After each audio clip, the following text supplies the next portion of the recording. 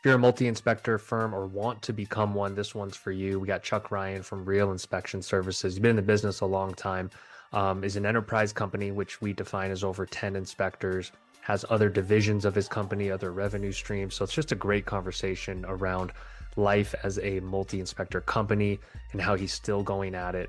He talks a little about how he's adjusted to multiple market cycles like this one, and this one might be the worst he's seen, and what he's doing. So for multis, this will be a great one for you. Make sure to listen to the whole thing. And if you're an aspiring multi, he tells a little bit about his story of coming up, and I think it's very inspirational. And he just has a great way about him. The way he talks about the business, you can tell he loves it, still loves it after being in it for a minute. So hope you enjoy the conversation with Chuck Ryan. Chuck, thank you for being patient with me with the reschedule and hanging in there. No problem. I was down bad, pretty sick, but I'm good now and pumped to do this. So thank you for hanging in there. Absolutely. So let's just go off the bat and let people know who you are, where you're located, kind of give them an idea of the size and scale of the business, and that'll help frame up kind of where we go with the conversation. Sure. So I'm Chuck Ryan. I'm one of the principal owners of Real Inspection Services. I've actually been in the industry for 28 years. I went into it full time, and I've appreciated everything that I've learned along the way, the ups and downs. I think I've been through a couple of market crashes. Obviously, this one of 2023 was the worst. So, and I'll kind of talk about my opinion on that. But yeah, so I started out as a sole proprietor. I did have a couple of guys that I brought on that have worked with me earlier on. I realized that there was a need to have extra inspectors as my business started to grow. I was trying to avoid the double booking, which I admit I'd done that a couple of times. Sure. And promised myself I wasn't going to do that again. So after that started growing, what I did was there was a high school friend of mine who owns an appraisal company, and we always were talking about how we wanted to merge our two companies together because we realized that somehow along the way, the appraisal and the inspection industry would somehow come together with how things would move from a transaction side, and having his connections too as well with lenders and people in that side of it. We thought that that would be a good thing, and that's what we did. So my original company's name was Precision Property Inspections, and when we merged, we became Real Inspection Services. So we kept the services there because we wanted to not just say that we were home inspectors, but we can utilize all different aspects of a home to kind of be that consultant for life. So then we brought in sewer scoping, we brought in environmental side, doing radon, as well as doing air quality as well with that. And believe it or not, we've been getting a lot of requests to do water testing too. And we've actually brought that in-house as well. So we have all those ancillary services in-house. And yeah, I'm just excited by how fast we've grown because just starting out with myself, having 3 guys, we now have about 10 full-time inspectors. We do have 1 part-time inspector, and then we do have a separate sewer division. So we have 3 people that specifically just do sewer scoping. And then right now we're looking into doing the rotting as well. So we see that there is a need for that also. So, and then we do have an environmental side. So all in all, there's probably about 20 of us total. And we do have a back office. Jane Doyle, she's my operations manager. She smiles through the phone. So she takes all our incoming calls, sets up our schedule. So she is the gatekeeper for all the inspectors and even from the environmental side. So, and I have 3 other partners and they've just been fantastic. So, and like I said, our back office, Eva, she does all our payroll and stuff, but she kind of helps out with marketing as well. And I'm forgetting something. And Andy, she's does all our sales. So, so yeah. So impressive. It's very impressive. It's what we consider an enterprise company in our space. Multiple services, multiple revenue streams, 10 plus inspectors, sounds like close to 20 in terms of employees. It's very fascinating to me, the appraisal and home inspection kind of merging, because I have not heard that before, and that's pretty unique. So can you tell me a little more around kind of the thought process there and then how it functionally works? Because for one, I find it funny that most home buyers still don't know the difference between inspection and appraisal. I'm sure you get that. Uh, Sure. but are buyers that you work with on the inspection side allowed to use the appraisal side of your business, or because the banks usually dictate that? Like, Correct. let's riff on that So for a minute. sure. So what we've done in going into realtor presentations, there's the value added service side, which my partner Tom does. He does a presentation on that. And then where we've piggybacked both of these together on the home inspection side is they can do the value and the home inspection. We can put a package together for pre-listing inspections. So, and realtors have seemed to kind of see the value in that. And there's some that are still out there that are like, well, if we discover something on the pre-listing side, now Mhm. we have to disclose it. Sure. But my argument is wouldn't you rather know now than have that short window of a 5 day or 10 day attorney approval period to know, you can get these things fixed prior to listing it. And yeah, I mean, if it's a significant problem, which, sometimes we do come across those, it's not that really big of a deal to get those things fixed. There you're narrowing the scope of having the inspection. The inspector comes out, he finds that there's a problem, then they have to get that specialist to come in there to take care of it if it's agreed. So there's time that's involved with that. So what we found is Tom doing the value added service side from the appraisal and then putting a package system together for the home inspection side. We're starting to see it starting to work. And so that's kind of, what we had talked about. And, everything is fast. They want to get things done and they want to get things moving along. So we did see that there could be a value to that. And, in the reality of it, who knows? I mean, maybe the pre-listing inspections are going to be the thing of the future, right? Where people are going to start to see that, hey, this makes sense. I have a good house, but there might be some things here that I'm not aware of. So let's bring this company in, let's get them to look at it and give us an idea. And now that we know this, maybe we can then price the home to sell that way, saying, hey, we know that we have these conditions that exist. We took care of the major ones. There are probably going to be some other things that the other home inspector are going to find, but it's being sold as is. Here's what we did to fix those things. Knock your socks off. Please bring someone else in to look at it. But to me, it makes sense. There's nothing to hide, and everyone's open. And I personally would rather deal with someone that is open about what they have, and it shows that they took pride and care in their home. And I think there's some type of a peace of mind or a comfort level for that prospective buyer when they come in there to say, hey, you know what? Yeah, these people did care about their home, and we're willing to accept certain things with it because of the age, but they took care of the electrical issues. They took care of, there was a foundation crack and they had someone come out and fix that. I think people can appreciate that. I'm a big fan of that framing because I know historically in this industry, we've made lots of attempts and failed at popularizing pre-listing and making it the norm. But I think you have a great point there of it narrows kind of the price window at which it could ultimately sell at by getting expectations closer between the buyer and the seller. And it is transparent and it just feels like better business to say we've taken care of those things. The price is closer to where it's going to be. Mhm. How do you think this market that is settling into some normalcy, hopefully in terms of supply, will aid in more pre-listing inspections happening? Because remember the market we came from, right? Zero interest rates. Sellers didn't have to do anything. So let Correct. alone, of course they're not going to get a pre-listing inspection. Do you think Correct. that might change with the new environment? It possibly, yes, I'm optimistic that it can. I've always been optimistic about, our area of business. And I mean, I think it can change.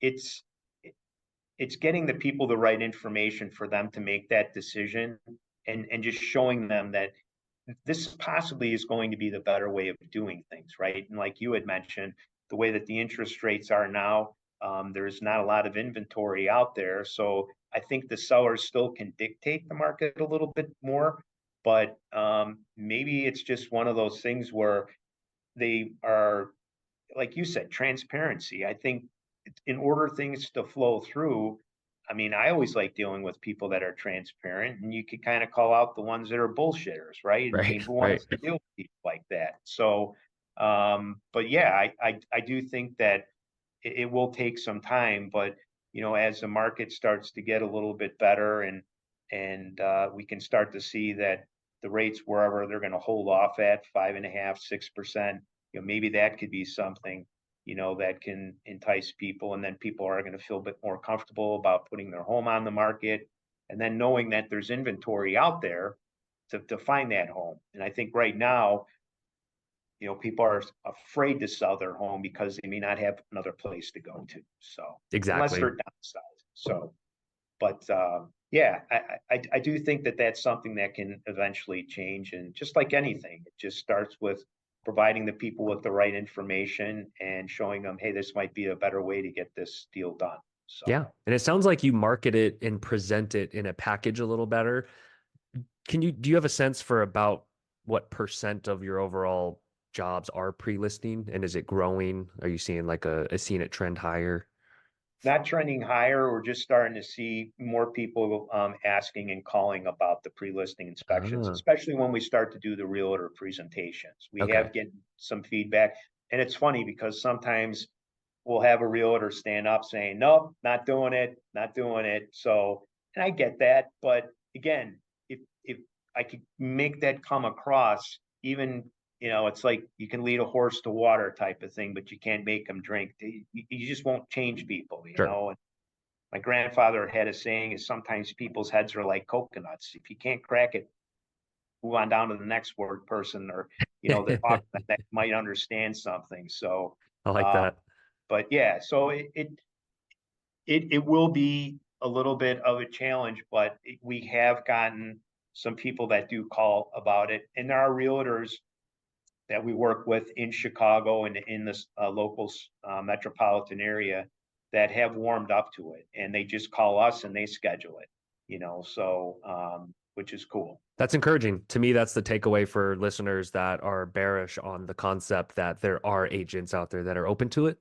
And you just have to be there with the service and have it presented nicely to show them that you're not just doing this when someone asks. It is an offering and it's available. So I think, like you said, when rates go down and more supply comes on and sellers have a little more motivation to be buttoned up, I believe Mhm. we'll see an uptick there. I do. Um, what was it like bringing Sewer Scope and some of these other services in house? Because that's part of every multi inspector's journey, I believe, and some are in the dark as to how it really is to bring stuff in house. And so I don't know if you can speak to kind of the mindset around it and anything that was good or bad about it. So the good part is I was exposed to it earlier on. I just never Mm. brought it in house, and being exposed to it, there was a company that I was able to utilize when I was doing inspections and worked with them. And the gentleman of the company, Bill, he was very helpful in showing me, here are things that need to be done. This is not that bad. Yeah, there's an offset in the sewer line, but it's not a problem because this is why it's not a problem. Or there is an offset in the sewer line. This is a problem, and this is why it's going to become a problem. If there's a hairline crack in the clay piping, it's not that big of a deal. But if the crack is here, here's where it can pose a problem. So I did learn a lot from him. I did some training as well. So bringing it in house for the first, not just me. There's my main guy, Brian Esterline. He's awesome. He and Sean, my other partner, they kind of had started running with this, and yeah, I mean, it took, there were some trial periods with it. I mean, there was some oh shit moments that we had, but the most part is, we just had patience going through it. And, we started out with one sewer camera just to show you how fast this has grown back in October of 2023. We now have 3. Wow. So Wow. we've brought on 2 guys, and then there's a 4th guy that we're gonna be bringing on who is familiar with rotting. I don't know if anyone's done that. I've tried it, and it really knocks the crap out of your body. I mean, you really have to be in shape with that, and it does take a toll after a while, but he's familiar with the process of it. We do get people calling us about rotting. We're just not right there yet, but yeah, so it's been fast. It's been fast. I will say that the one downside, was I developed a friendship with the guy that that was doing our source scopes, and it Sure. was a business decision, Yeah. and unfortunately he didn't see it that way. So Mhm. so that sucked, Sure. and that took a toll on us, and it took a toll on our friendship too. But I gave him the opportunity, and it just for some reason we just kind of agreed to disagree and just went our own separate ways. So Sure. That's good to know. And I think that's par for the course of folks get used to great leads and great relationships, but companies grow and bring things in house. It's the it happens in every industry. What's like the capital investment like for a scope, and then you have to obviously hire the technician, right? So we're talking an outlay of cash maybe before you're actually selling the service. yeah, so that's a great question, and it's funny because we bought our first equipment. We bought it brand new. I Hmm. think was it the reel for the sewer scope? It's 200 feet. And then everything else that came with it, I think we were out of pocket close to 20 grand after everything was said and done. But what we've started to do is we started realizing that Facebook Marketplace works pretty good. I Yeah. was amazed at there's guys out there that just go out and they buy they go to auctions, and what they'll do is they'll go to construction auctions and just buy all this different equipment. And we've met 2 of the guys through Facebook that have done that, and uh, we met the one guy when we bought our second camera. It was in a parking lot, so it was like one of those things that had gone down, but we were able to utilize uh, narrow the margin of cost, right? Because it was used equipment. We checked it out, and it's been working great ever since. So, and then we bought our third set. We did it the same way. So, so I would recommend, and you got to know a little bit about the equipment. So we use a brand called Sea Snake. They're one of the best ones I think out there of all the equipment that I've seen on the market. It's a durable piece of equipment. The camera is really durable. We've not had problems with anything thus far, with the cameras or even with the fiber optic eye. So everything's been good. But um, they need to go out there and check that if they want to buy used equipment. And they got to know what they're looking at, so they got to Sure. be able to turn the equipment on, check the camera. We roll out the reel. We'll roll it out to 200 feet to make sure there's no kinks in the camera Mhm. into the cable. We check the monitor, so we make sure before we purchase it. And just like anything, it's used equipment, so there is going to be some risk with that. But we were able to find someone that repairs the cameras, and so that was the other cool thing about that. And they're local, so they're familiar with the brand, and they go about they know how to repair it if we have a problem with it. So Hey, for 5 or 10 grand, or whatever whatever the markdown was, definitely worth it. it was significant, and it was worth it. So So it sounds like the rollout has gone great with that. So if you're talking just October, what has been the motion in terms of letting customers and agents know, upselling it? I'm guessing you've gotten a good take rate on the service, right? Since you are up to three. right. And that's the key thing. It's having the ancillary service in-house. So when we show up on an inspection, we have everyone showing up. So we got the Hmm. inspectors, we got the sewer scope team, we have the people that do the radon, the air quality testing. Boom, everyone's there right at that same given time. Before, when I was the sole proprietor or 3 guys, you're hoping you can get on that sewer camera schedule, right? So they could Right. come out that day. And of course, realtors want everything done that day, which I understand. Sure. It's kind of a drag to go back there the next day or show up prior to the inspection, to have someone else come in to the property. Everyone wants, to live their lives, and let's get it knocked out in one fell swoop. So yeah, so that's where that has benefited us, is by bringing all this in house. So I that's love a that love that you said that because I used to be an agent. I don't know if you knew that, but I remember houses clear across town that had to have 2 to 3 different professionals show up at the house. And, I know there's not always a ton of empathy for agents, but it was kind of a nightmare of scheduling. And it made me say, I got to find a company that does it all in house because to your point, it just feels seamless. And the client, to the client, it looks great. It's just like, oh, they do it all. So, it, it is, yeah, it does. The other thing that we started looking into, because we've started seeing a need for it, and there are inspectors, some of my competitors in the local market do it, is they do the scoping of the chimneys too as well. oh, So that's a different thing, the equipment is totally different. So, but that's something that we're going to be bringing on here shortly. So we've kind of started migrating that way towards that as well. So. sure. So have you had some success in terms of whether it's your sales team or the automated emails that let people know about all these services? Yes, and I'm glad you brought that point up, because we utilize a system called HubSpot, and it's worked really well for us. Um, the one thing that we have found is especially doing the sewer scopes, is if we did an inspection 2 years ago, we've been sending out the reminders of saying, hey, it's been 2 years. We call it the colonoscopy for your home, right? You want to make sure that everything is flowing from the house to the municipal sewer. So even if it was clean at that point in time, things can happen. There could be a kid that inadvertently flushes down a toy down the toilet. They may not know that it's causing a damming issue, but so we just kind of, again, educate people. It's been 2 years. Sometimes we'll run a campaign where we'll give a discount for it. That's helped a lot.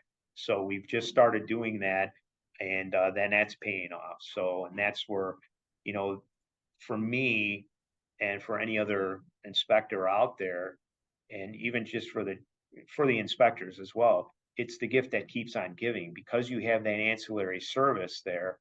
It's something people are always going to need to maintain, is their sewer line, right? It's something people are going to have to do to have their home checked every 2 years for radon. Especially if someone wants an air quality test, they may have started to experience, some adverse reaction in their home, and it could be an allergy related issue. So I think having those ancillary services are something that's always going to generate income for a company.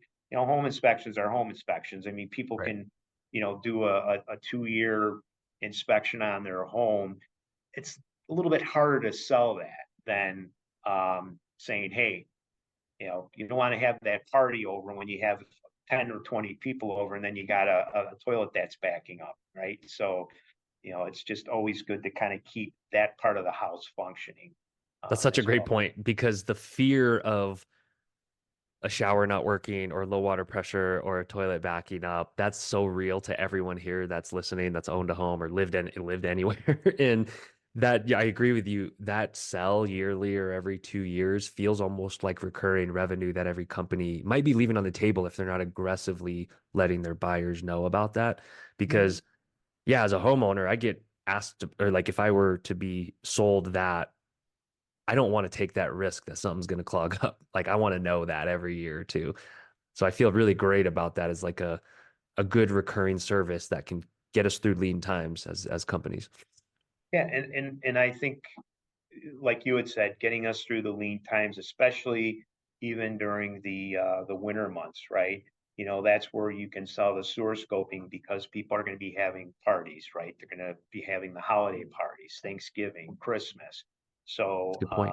so yeah, so I think that's one of the things that, even if the inspections slow down, you still have that service that's part of your company that you can still provide to people. And the thing of it is, there's no conflict of interest, because we're not going in there saying, hey, you might want to get this repaired. This is going to cost you X amount of dollars to get it repaired. We're just going out there, calling out a condition, right? We're showing them in a video, and there's no strings attached, right? And if there is a problem, obviously we tell them to get a plumber in here to kind of take a look at it and get an idea what it's going to cost to fix it. So, Yeah, it's just very real and transparent, which I'm a huge fan of. And it's one of those proactive things. Like obviously people cannot change their furnace filters. Like the consequences of that maybe aren't as bad, or you don't flush your water heater out. It's like, yeah, long enough something bad can happen with that. But like scopes and like you said, the colonoscopy of your house, the consequences are very real. So I like that. yeah.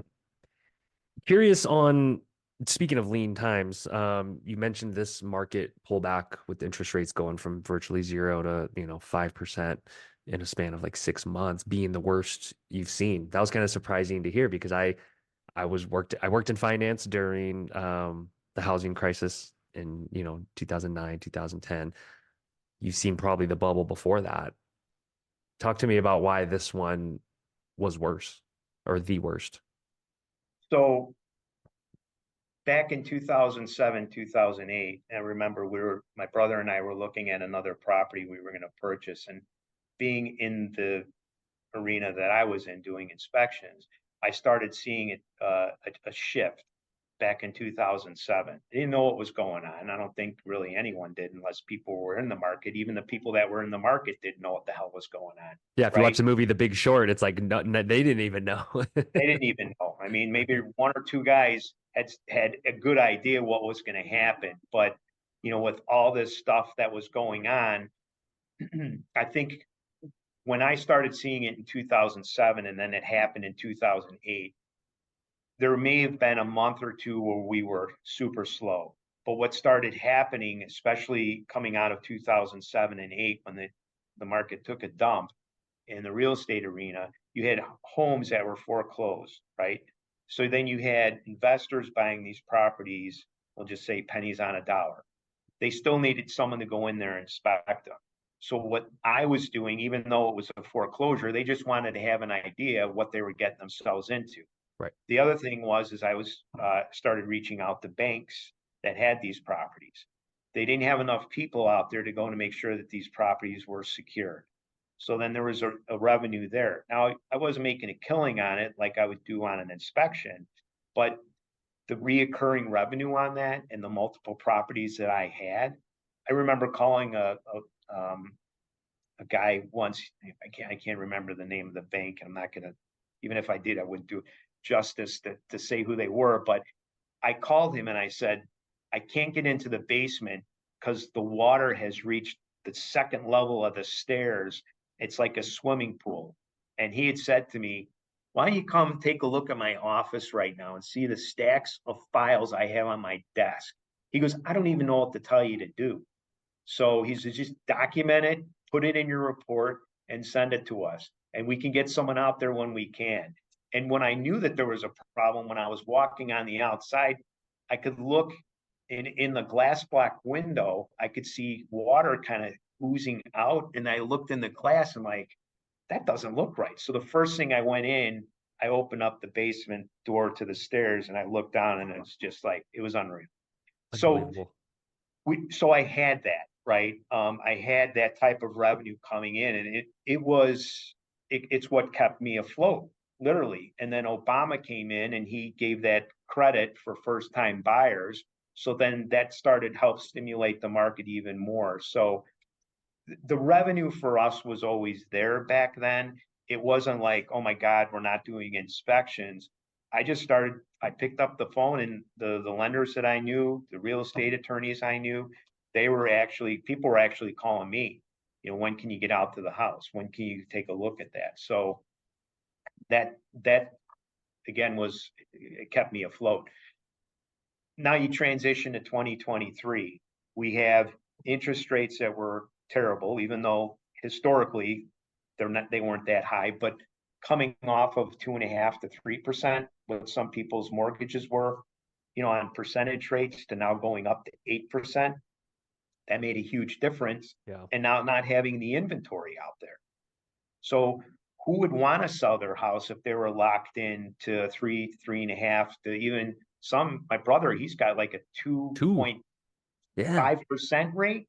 He's like, and he's in his house. he's by himself, but he's like, I'm not selling this. He's like, I mean, yeah, I'm living in a big house, but right now, he's like, I can't justify moving from here to there, paying that rate. His house is pretty much paid off for.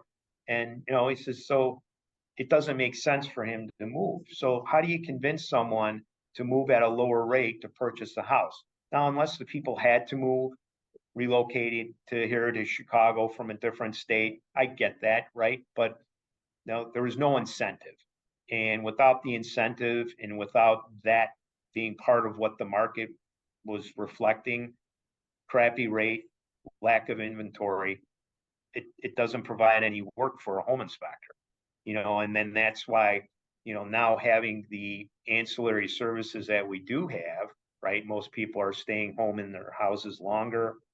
It it allows us to maybe offset those hard lean times, and you can start building up a reserve there to to live, right, Yeah. by having the additional services to have. But I always tell people that, and even the inspectors that have worked with us, that are working with us, they're like, hey man, when's this going to end? I'm like, I don't know what to tell you.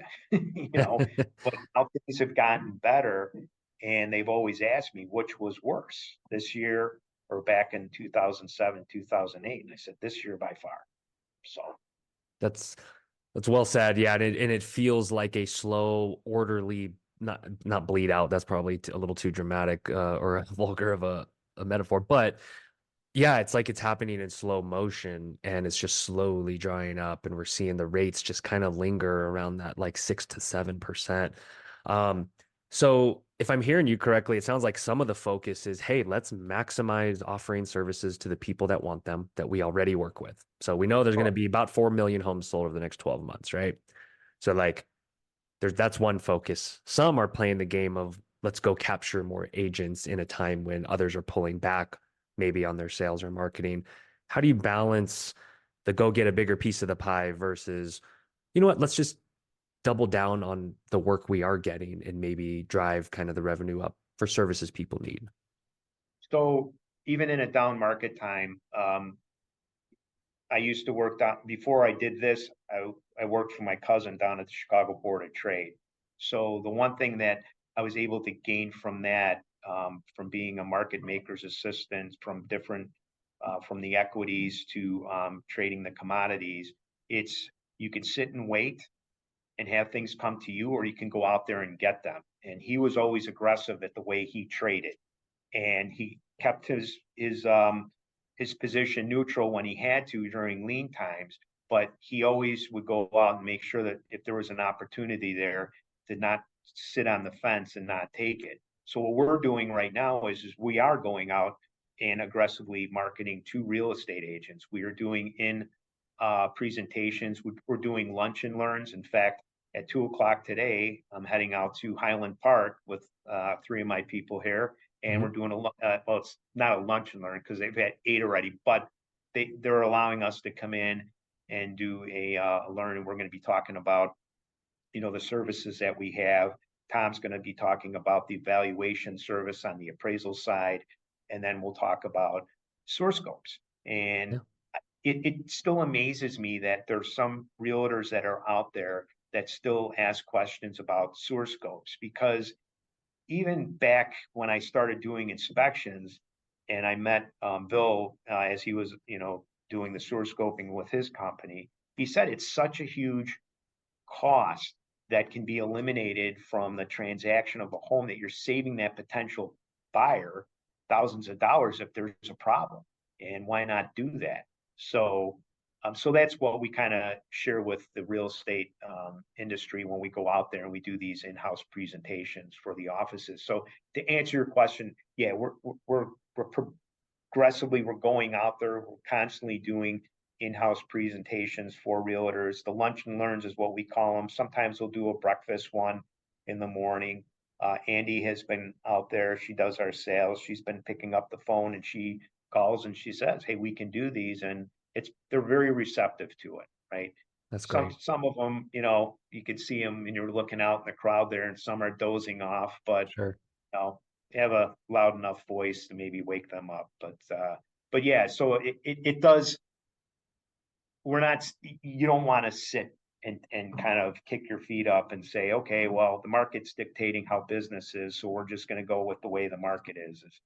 No, can't do that because you won't survive.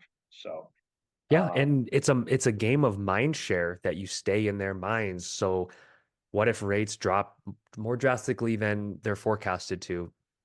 There's going to be a scramble for finding who's on top of their mind, and that's how agents work. It's like a very much a yeah, recency bias to it from what I know. So I love that you're keeping the physical presence there because that's the hardest thing to do, honestly, is to it is. physically show up and talk to someone and shake their hand. That's the hardest thing to do.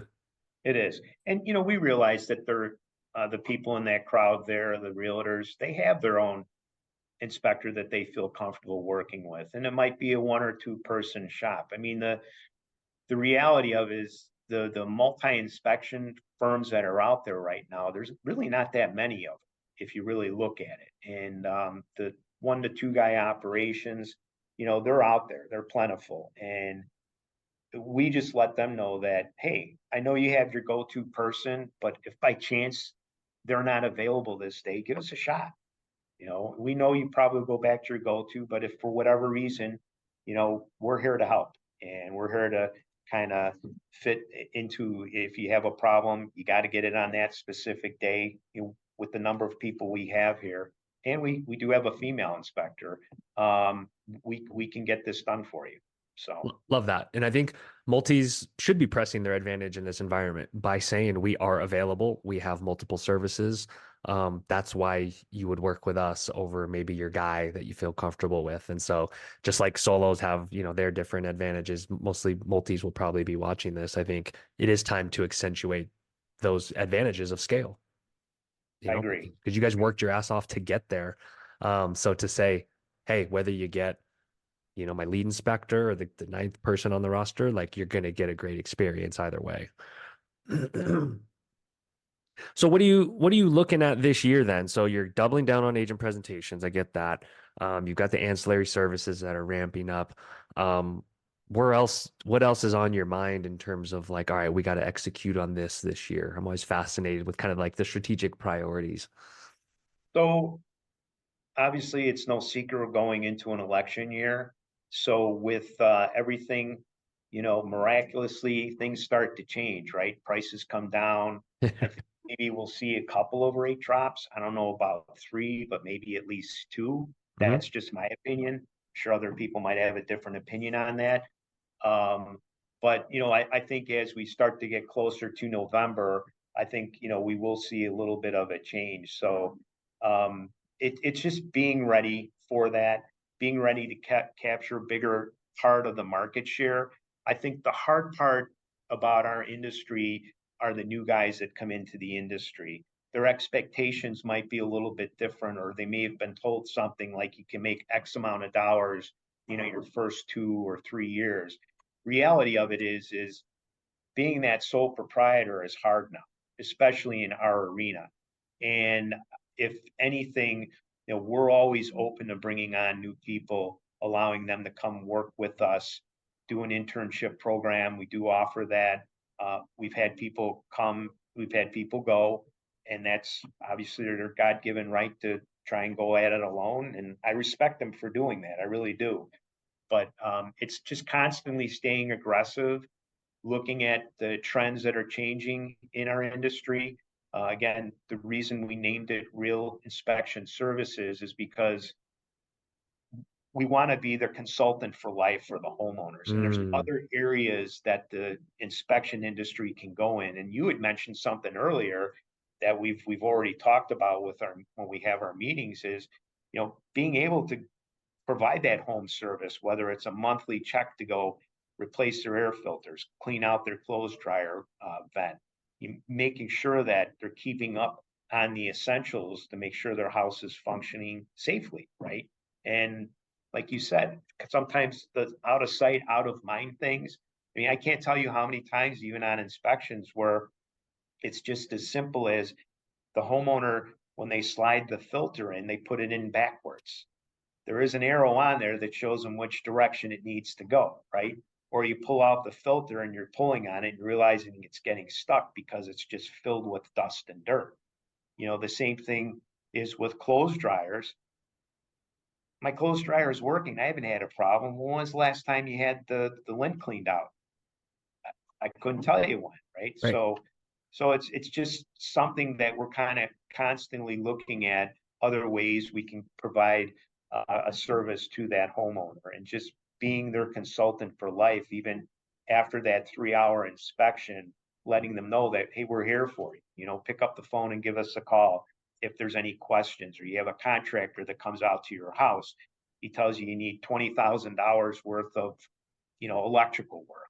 We were out there. Call us. We'll be able Mm. to say if this guy's full of shit, or maybe it is. Maybe it's something that, yeah, we identified in the report. Don't you remember when we've gone through that? And we've had people call us where we were pulling up the reports and reviewing them, and we'll say, hey, you may have overlooked this, but it's in this section of the report. But here's what we can do. And once you explain it to them that way, they're like, okay, who do you know that can help us with this? Right. So, and it's just being able to help them, and that's the key thing. I think this is what's going to kind of define the future of the next 10 years of this industry and beyond. The way you said it, a consultant for life, and just that approach and mentality. Um, there's such a big opportunity for especially multi-inspector firms to step up and embrace that and be that first call. It makes me think like every company should have those fridge magnets with like your number on it to like invite that relationship ongoing, because value will be provided, revenue will be generated from it, and homeowners need this now more than ever. I mean, we all know the demographics on home ownership and how little they know about how to maintain their home. Mhm. I'm an old millennial, so I can still bag on millennials and say like they need companies like yours now more than ever. And they are seeking out experts on the home because it's not something millennials and even younger generations want to do. Have you It found that same experience? Oh, the easiest example is someone sending a text message in saying, "Hey, I need an inspection. My name's Jim. I was referred to you by Kevin." It's like, okay, you can't pick up the freaking phone and call me. I can't stand when I get those text messages, but I then know it's a young person on the other end there, and it's just like everyone wants to do things fast. Text messages, emails. I'm old school, and being old school, I'm 57, right? So I consider that, to me, I don't feel that way, but pick up the phone. And for me, I just can't get over that hurdle. But like you had mentioned, that's it. No one, the communication is boom, boom, boom. I mean, I think along the ways we've become lost. Nowadays when you see people walking down the street, they have their earbuds in, and they're not interacting with people. I'm like, hey, how are you? How you doing? And so the same thing is as we've seen, and we realize the market, the people that are coming into the market, the younger generation, it's not that they don't have a clue. It's just like sometimes the information that's provided to them is like, yeah, I'll have someone else do that for me. Yeah, I'll Yeah. take care of, I'll have someone else come and take care of that. So we're just the opposite, right? And I think just going back on being the consultant for life of their home that they're there, and like I said, we've had people that have called us 2 or 3 years. Well, it's funny. A guy called me the other day and he's like, hey, you remember you did that inspection for me 7 years ago? I'm weird because if he gives me the address, I'll remember who that person was. So I'll Mhm. say, can you give me the address? I can see a picture of the house. I'll say something about the house. He's like, holy shit, that's crazy. So, but yeah, it's getting to what you were saying. It's just kind of staying ahead of everything, especially with the newer generation that's coming into the arena here. Yeah. So And I'm smack in the middle, like kind of consider like kind of a sandwich generation where I am old school and I want to shake people's hand and I want to interact with the real world and humans. And I will pick up the phone, but we don't have to like where things are going, but we have to adapt to it. And I think that's my call to action to every company is like, let's make sure the website is buttoned up. Let's make sure you have a response when someone just randomly texts you with poor English of how to send them your online scheduler so they could just quickly book it, right? And yeah, so we have to enable this next generation to interact with us the way they see fit, because I do think there'll be rewards for companies like yours where they will eventually get it and say, "Oh, you're my home consultant. Like I trust you because you know my home better than I do. What do I do with this? Do you know a Right. plumber?" Yeah, Um, exactly. And even when we refer someone out, we tell them that they've worked with us for years, that if we give a referral out, I know some inspectors are like, yeah, do it on your own. But if we provide them guidance, we'll tell them, you might want to call someone else. This is who we've used. We yeah, trust them. You know, they're in our network right now. But if you don't feel comfortable with even the conversation you had with them on the phone, get another guy or one or two other people. But we will try and give out two names, but we've vetted them and we know who they are, and they've worked with us, whether they've done work in my house, one of my partner's homes, and just getting the feedback from clients like, hey, the guy came out today, he was on time, he was perfect, he explained things to me, his prices were reasonable. So, that's good feedback for us. And we let them know that it just takes one or two people to have a bad thing. I know sometimes there could be an off day here or there, but sure. if there's a cycle of it, but yeah, knock on wood, we've not had a problem with any of the people that we've referred that are, qualified electrical contractor or a plumber, or you name it. We do have a good list of people here. So, And I'm going to go out on a limb and say it's because of the way you communicate. Because the way you just said that, it sounds like you guys are very transparent about who you're recommending and why. You give them the option to go find others if they're if they don't feel comfortable. And when business providers communicate that well, I think people are less likely to be upset if something goes wrong, or less likely to say, "Oh, it's your fault, Chuck." Like I think that's the mental hurdle a lot of inspectors need to get over, is like just communicate, and that is a liability reducer. It's not out of your control. And that's like what I always get on my soapbox, because some of them are just like, "Oh, what if that guy like goes to their house and, kidnaps their kid or murders them?" It's like, well, you can't live in this world thinking of the worst thing happening all the time. Like disclaim yourself, communicate, and things will work out if it's someone you trust. exactly, exactly. I mean, the reality is, as an inspector, we step on that property. My old mentor told me this years ago. We have a bullseye painted on our back. We are now liable for anything and everything that comes into that home, what we put in the report, right? So what we have to do is make sure that they understand what we're describing to them, what is with the home, what they have with the furnace. Does the electrical need some updating? And you said it, transparency. And if they understand this and you tell them that you're going to be there after the 2 to 3 hour inspection or 4 hour inspection that it took to get the report done, to let them know that you're going to be there to help them. I've just found that to just be tremendous. And even when we get done with an inspection, it's the follow-up call. You Mm. know, do you have any questions about the report? So, and then, your system is a nice reminder that sends it out to them. And we do have people that will send in a text message, and then that will go to the inspector and they follow up and answer any questions that they have. And that's just been wonderful, because sometimes people like, yeah, I don't know if I want to bother them. They're probably busy, but no, we encourage them, bother us.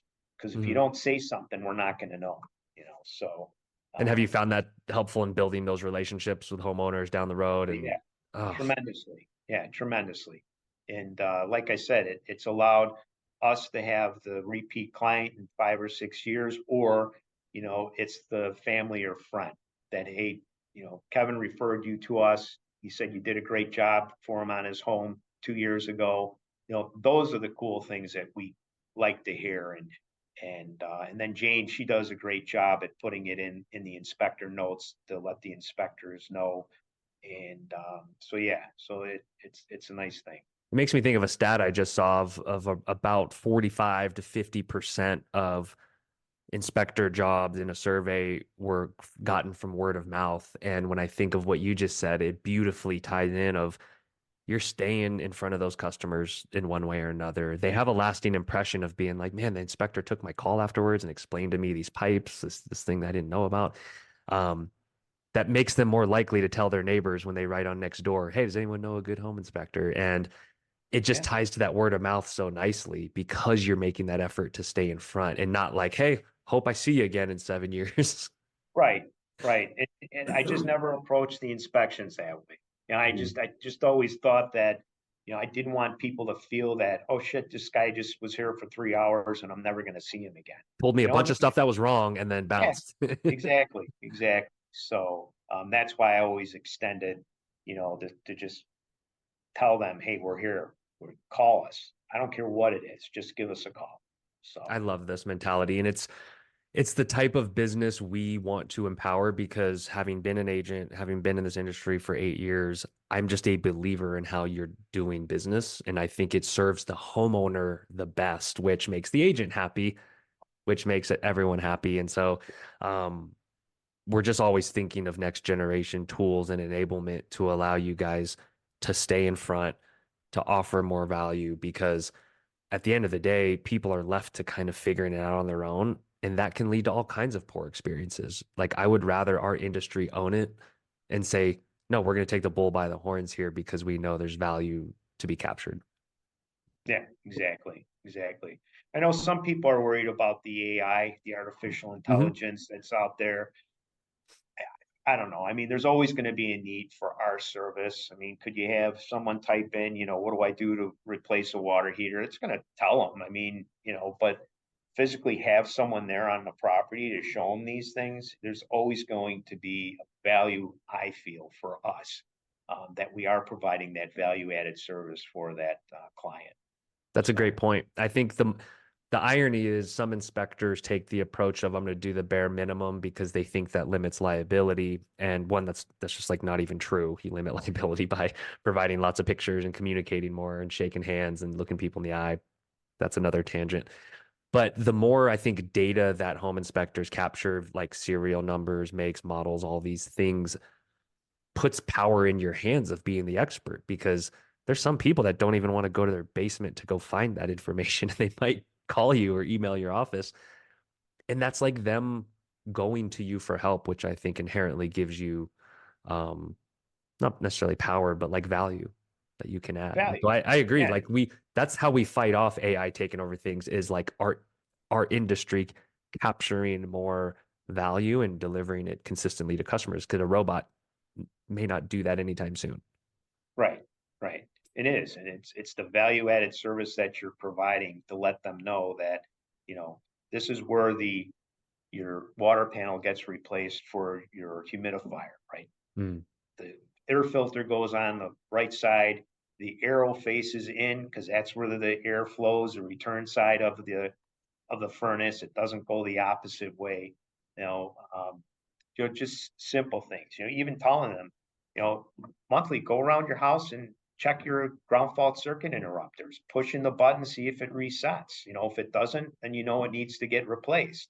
So it's just doing simple things like that. Stick your head up in the attic after a heavy rainstorm. We had a brutal one come here a couple of weeks ago. Just go up, put your head up there, see if you see anything. Go in your crawl space. Who wants to go into a crawl space? I Nobody. Yeah. I'm never a fan of it, and I've been in thousands of them, so I've had creepy crawlers. I've had, run-ins with rats. Who wants to go in there, but you're buying a house that has those things. It's to educate them, to let them know this is what you need to do. This is what you need to do if you do have your furnace in your crawl space. Mm. Here's what you need to do to better insulate that area in your crawl space. If the insulation is for shit, so to speak, it's falling down or it was installed the wrong way.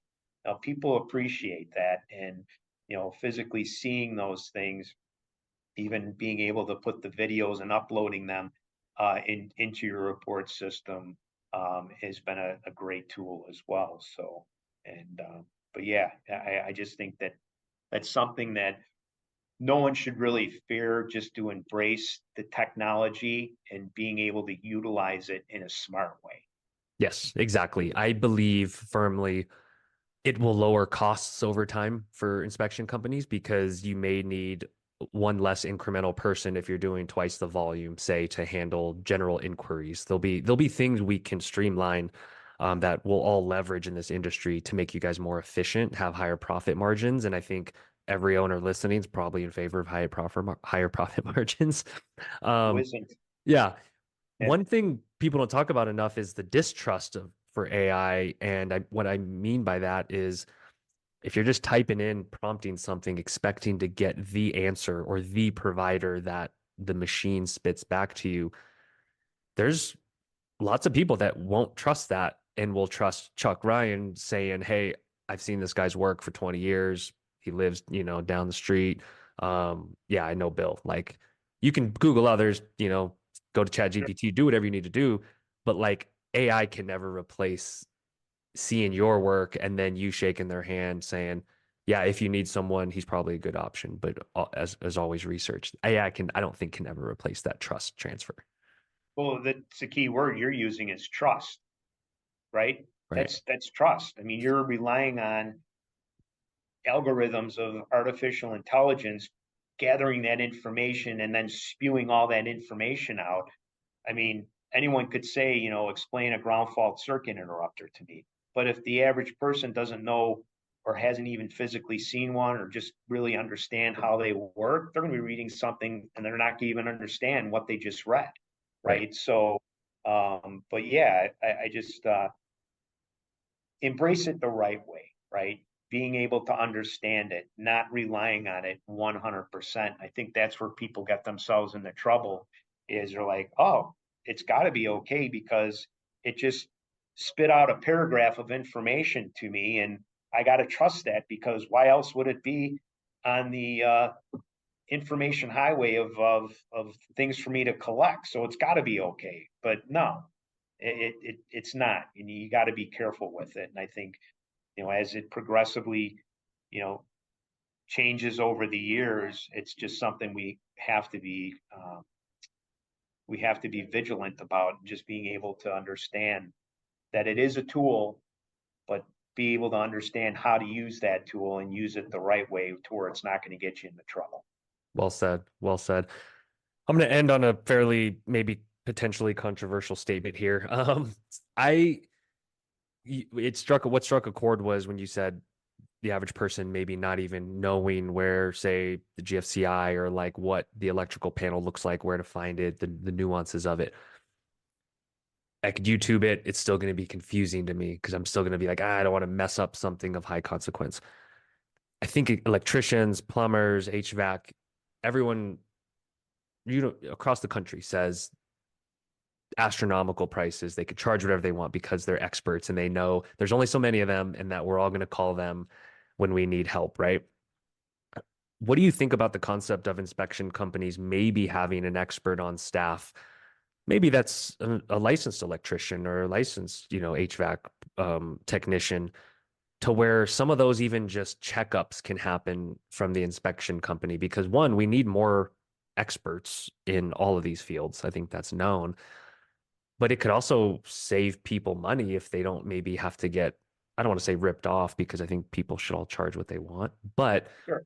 inspection companies broadening out that skill set and expertise, it sounds like a good thing. I don't know if you've ever thought about that or if that's just like too broad. No, I think that's something that a company can utilize to their benefit because the first guy we brought in for helping us with the sewer scope, he's a plumber, Hmm. right? So having that right person in there to kind of educate and coach how we're doing a sewer scope, right? When we first started rolling out with these, having an electrician. I met a guy who lives across the Mississippi. He's on the Iowa side. He's an electrician. So having him a part of us where I can pick up the phone and call him saying, hey man, this doesn't look right to me. What's your opinion on this? And just to get that professional opinion of someone that may have seen this one thing that 1,000 times and I'm seeing it for the first time, or any of my other people are out there doing the inspection are seeing it for the first time. Yeah, man, there's value in that. I think Yeah. having someone there in house that has that expertise to where I could see 1,000 multiple taps in an electrical panel box. there might be that one condition in that electrical panel box that I've never seen before. And it's like, holy smokes, I've done thousands of these. What am I looking at here? Just to have that person to get their opinion on that. No, I agree with you. I think Yeah. there's a lot of value in that. And here's the other thing. One of the things that I've seen over the years are the trades from the electrician, the plumbers, the HVAC, even contractors. I mean, one of our inspectors, he's a framing contractor that they see, hey, I want to know a little bit about electrical if he's an HVAC guy and he wants to learn about the trades. And I think they see the value that is with being a home inspector, being kind of like that, a general practitioner as a doctor, knowing about all these different things, but then being able to point to that person saying, you need that electrician to come in here. You need that HVAC contractor to come in here. So, we've seen other trades come into our business because they probably figure, well, I can do this. But then it's like, holy smokes, and you realize how much information there is out there for us to know this stuff. But yeah, I might have gone off tangent with that, but you got me a little excited by saying that because that's, we are thinking of that and Yeah. having these in-house people that specialize, that are qualified in that arena, I think is a tremendous resource to have for any company. I love how you So described all that. I think it adds massive value. If inspectors are worried about losing power, influence, mind share, whatever it is, whatever the worry of the day is, I think this is how economics get brought back into our industry that maybe leak out when they don't have to. Um, and again, it all anchors back to the client experience. Like you having that lifeline and being able to get the customer an answer, I would attribute that value to you. I'd be like, man, Chuck at Real Inspection Services, like he's the man. Like he just found the answer. So now I'm going to want to go to you for more things. That's just how it works. it is. And, the knock for me, that I've been doing this long, the knock in our industry, even on some of these chat groups, whether it's on Facebook or what have you, um, I can't get myself involved in commenting on a guy ripping on another guy who's asking a simple question. And it's like, dude, really, you're doing inspections? It's like, hey, man, you started out that way, at some point in your career. I mean, there's some guys in our industry that the only thing that might separate them from me is the Superman T-shirt that they wear. I'm not Superman. I'm vulnerable enough to know that our industry is not a perfect industry. We do make mistakes, and I think being able to educate people that this is a visual observation we're doing, right? That there could be some things that might come up. There might be some things that we can't see or identify that could be a problem. And again, it's just such a struggle that I have, especially with some of the older guys and some of the guys that have been in it as long as I have. They think they freaking know everything, and they don't. They don't. That's the reality of it. I mean, I've sat at these meetings. You get the one guy that's always raising his hand, contradicting something that the educated provider who was qualified to present the information there. It's just like, it's okay to have an opinion, but, okay, we get it. Your stuff. Okay, let the other guy, get on with this. But I think the problem, again, in our industry are guys not being able to communicate the information, being a know-it-all, and then that's where you can get yourself into trouble and being arrogant.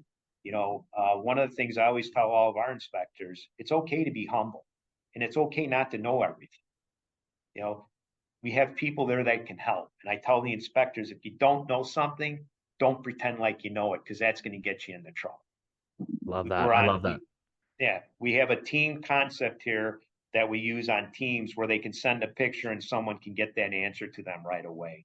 Or it's like, hey, never seen this before, but we do have people that I can check this out for you on. I might not have an answer for you right now. I'm going to mark it with a flag, which we love to use in your report for us to get back at it, but we will have an answer for you on this condition that we're seeing. So The irony is, as a agent and multiple home buyer, I trust that inspector 10 times more because I know he's being honest. And when I see someone, what we call peacocking, like the Yes, arrogance, it's really just insecurity it is. coming out, and so the need to overcompensate. And so I think that's just a good PSA for those that to look within if you find yourself peacocking.